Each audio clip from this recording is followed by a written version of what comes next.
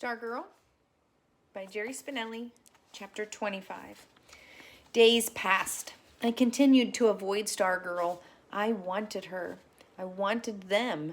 It seemed I could not have both, so I did nothing. I ran and hid. But she did not give up on me. She hunted me down. She found me in the TV studio after school one day. I felt fingers slipping down the back of my neck, grabbing my collar, pulling me backward. The crew was staring. "Mr. Borlock?" I heard her say. "We need to talk." Her voice told me she was not smiling. She released my collar. I followed her out of the room. In the courtyard, a couple cooing on the bench beneath the palomento saw us coming and bolted, so that's where we sat. "So," she said, "are we breaking up already?" "I don't want to," I said. "So why are you hiding from me?" Forced to face her, forced to talk, I felt my gumption rising. "Something's got to change," I said. "That's all I know." "You mean like change clothes or change a tire? Should I change a tire on my bike? Would that do it?" "You're not funny. You know what I mean." She saw I was upset. Her face got serious. "People aren't talking to me," I said. I stared at her. I wanted it to sink in. "People I've known ever since we moved here. They don't talk to me. They don't see me."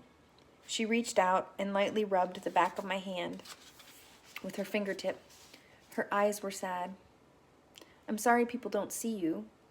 It's no fun not being seen, is it?" I pulled my hand away.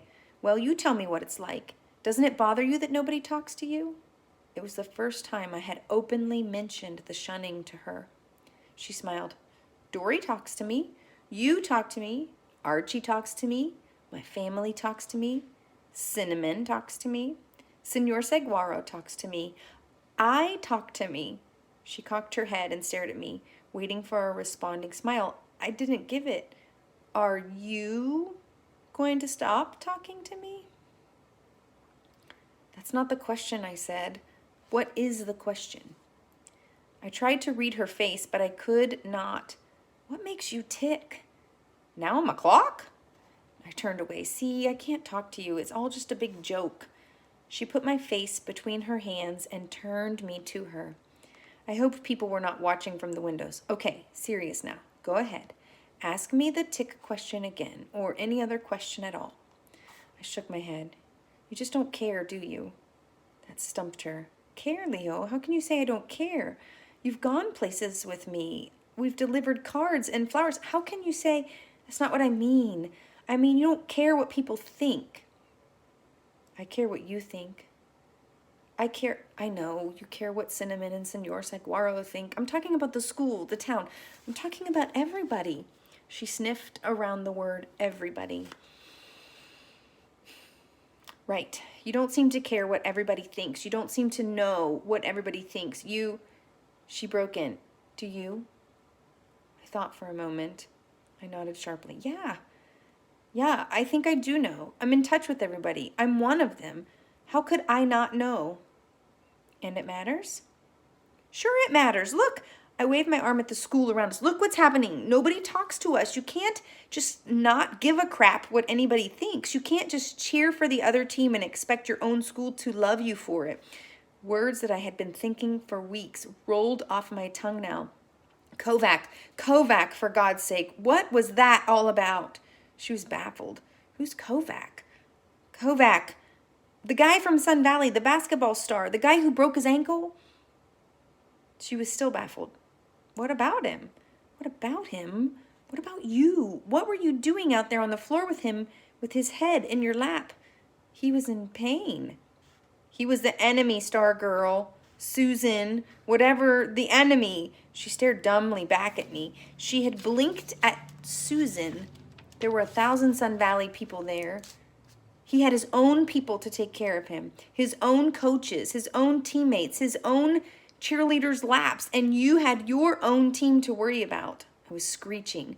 I got up and walked away. I came back, leaned into her. "Why?" I said. "Why didn't you just let him be taken care of by his own people?" She looked at me for a long time, as if in my face she could find herself explaining. "I don't know," she said dimly at last. "I didn't think. I just did. I pulled back. I was tempted to say, well, I hope you're satisfied because they hate you for what you did, but I didn't say that. I have a heart. Now I was feeling sorry for her. I sat back down beside her. I took her hand. I smiled. I spoke as gently as I could. Stargirl, you just can't do things the way you do. If you weren't stuck in a homeschool all your life, you'd understand. You can't just wake up in the morning and say you don't care what the rest of the world thinks. Her eyes were wide, her voice peepy like a little girl's. You can't? Not unless you want to be a hermit. She flicked the hem of her skirt at my sneakers, dusting it. But how do you keep track of the rest of the world? Sometimes I can hardly keep track of myself. It's not something you have to even think about, I said. You just know because you're connected. On the ground, her bag shifted slightly. Cinnamon was stirring. Stargirl's face went through a series of expressions, ending with a pout and sudden sobby outbursts. I'm not connected. She reached out to me and we hugged on the bench in the courtyard and walked home together. We continued this conversation for the next couple of days. I explained the ways of people to her. I said, you can't cheer for everybody. She said, why not? I said, a person belongs to a group. You can't belong to everyone. She said, why not? I said, you can't just barge into the funeral of a perfect stranger. She said, why not? I said, you just can't. She said, why? I said, because. I said, you have to respect other people's privacy. There's such a thing as not being welcome. I said, not everybody likes having somebody with a ukulele sing happy birthday to them. They don't? She said. This group thing, I said, it's very strong. It's probably an instinct. You find it everywhere, from little groups like families to big ones like town or school to really big ones like a whole country. How about really, really big ones, she said, like a planet? Whatever, I said. The point is, in a group, everybody acts pretty much the same. That's kind of how the group holds itself together. Everybody? She said. Well, mostly, I said. That's what jails and mental hospitals are for, to keep it that way. You think I should be in jail? She said. I think you should try to be more like the rest of us, I said. Why? She said. Because, I said. Tell me, she said. It's hard, I said. Say it, she said. Because nobody likes you, I said. That's why. Nobody likes you. Nobody? Her eyes covered me like the sky. Nobody? I tried to play dumb, but that wasn't working. Hey, I said, don't look at me. We're talking about them. Them. If it was up to me, I wouldn't change a thing. You're fine with me the way you are, but we're not alone, are we? We live in a world of them, like it or not. That's where I tried to keep it on them. I didn't mention myself. I didn't say, do it for me. I didn't say, if you don't change, you can forget about me. I never said that. 2 days later, Stargirl vanished.